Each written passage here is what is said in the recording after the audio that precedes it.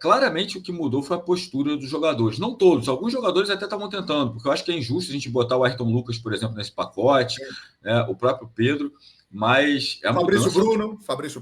Fabrício Bruno, a mudança de postura dos jogadores foi muito grande. Para mim ficou muito claro. O pessoal do meio campo ali, impressionante. Hein?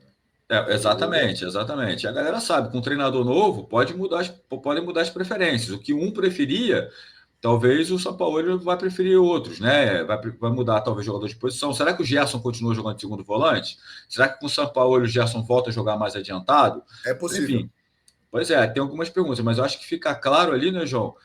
A mudança de postura, jogadores vibrando em carrinho dado, é muito diferente de, por exemplo, quando você faz um gol contra o Fluminense, precisa de mais um e volta como se não tivesse mais chance nenhuma, né? Então, enfim, eu acho que a mudança de postura que para mim ficou mais claro que tudo, né, João?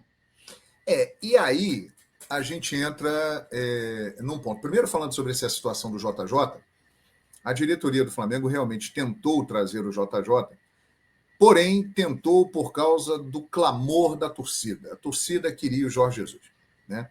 Então aconteceram vazamentos estratégicos de fotos, de contato com o Jorge Jesus, e áudio para lá e áudio para cá. Houve realmente uma tentativa. Mas o grande objetivo nunca foi o Jorge Jesus. Nós falamos aqui na semana passada. Tite e Sampaoli eram os dois nomes. O Tite foi tentado, disse que não iria trabalhar neste ano no futebol brasileiro, e Sampaoli, que sempre foi um cara que o presidente, o Rodolfo Landim, teve vontade de contar no Flamengo. O Landim tem um grande apreço pelo Sampaoli, uma admiração, eles têm até uma amizade, e ele gostaria de ver o Sampaoli dirigindo o Flamengo. E o Sampaoli sempre mostrou uma vontade muito grande de dirigir o Flamengo, diferentemente do ídolo da nação rubro-negra, Jorge Jesus, que mais uma vez, né, posso voltar, mas é o seguinte, eu não quero assinar o pré-contrato, eu tenho que ficar aqui até o final de maio, início de junho, eu tenho que cumprir o meu contrato com o Fenerbahçe, então o Flamengo preferiu acionar o Sampaoli.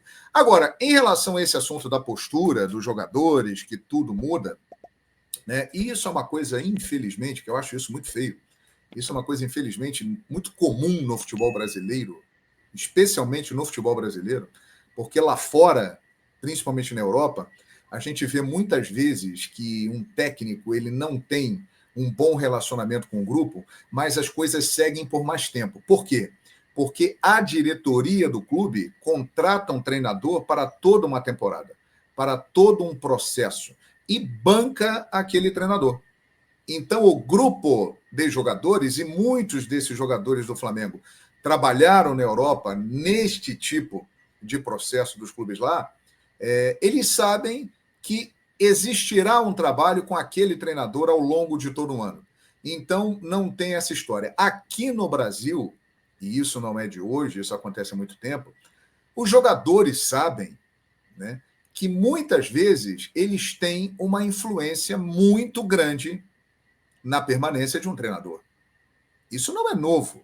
E existem grandes jogadores da história do futebol brasileiro, do passado, que já confirmaram isso. Não é que vá derrubar o treinador, mas o ambiente não está bom, a coisa não está fluindo bem, então o jogador já entra em campo mais devagar, ele entra, puxa vida, a coisa não está legal, não está funcionando bem, e isso acaba influenciando, né? E aí entra, na minha opinião, Alan, a diretoria. Não só do Flamengo agora, mas como de qualquer outro grande clube brasileiro. A diretoria tem que entrar e respaldar o trabalho do treinador. Independentemente de pressão, de torcida, o jogador não está gostando. Se houve uma contratação, é porque tinha-se uma convicção. Muitas vezes não, mas a gente acha que tem uma convicção em relação ao trabalho de um profissional. E aí, 3, 4 meses depois, por causa de pressão e porque a coisa não está fluindo, você vai trocar apenas uma peça, e quando troca essa peça, tudo muda. Eu acho que isso é um ponto do nosso futebol que precisa ser exposto e cobrado, porque muitas vezes a conta cai só no colo de uma pessoa, que é o treinador. E em muitas ocasiões ele não é o único responsável.